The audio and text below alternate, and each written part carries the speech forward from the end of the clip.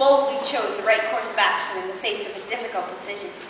We admire the people who stepped up to lead those around them to make the right choices, and often wish we had that kind of wisdom and courage ourselves.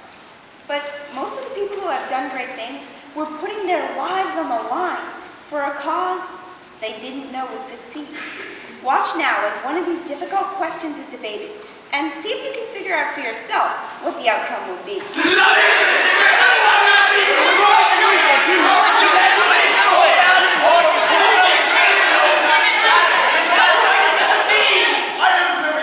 This is no time for ceremony.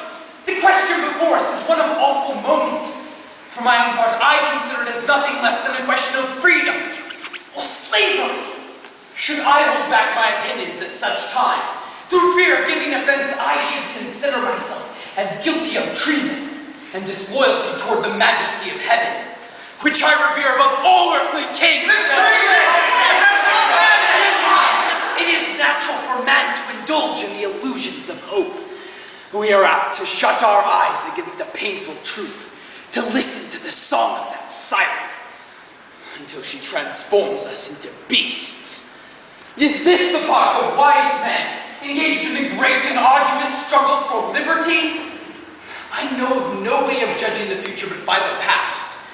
Ask yourselves how the gracious reception of our petition comports with those warlike preparations that cover our waters and darken our land. Are fleets and armies necessary to a work of love and reconciliation? Let us not deceive ourselves. These are the implements of war and subjugation, the last argument to which kings resort.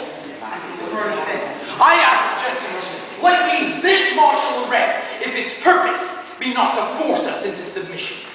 Has our mother country any enemy in this quarter of the world for which to call for such an accumulation of navies and armies? They have none. They are meant for us. They are meant to bind and rivet upon us those chains which the British ministry has so long been forging. And what have we to oppose them? Shall we try argument? We have been trying that for the last 10 years. If we wish to be free, we must fight.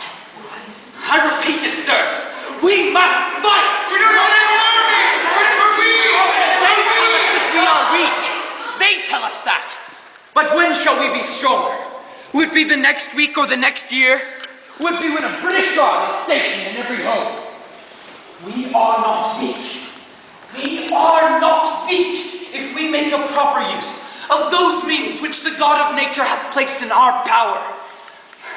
Gentlemen may cry, peace, peace, but there is no peace. There is no retreat but in submission and slavery. Our chains are forged. Their clanking may be heard on the plains of Boston. The war is inevitable, and let it come. It is in vain to extenuate the matter. The next wind that sweeps from the north will bring with it the clash of resounding arms to our ears. Our brethren are already in the field. Why stand we here idle? Why stand we here idle? Why sit we here idle?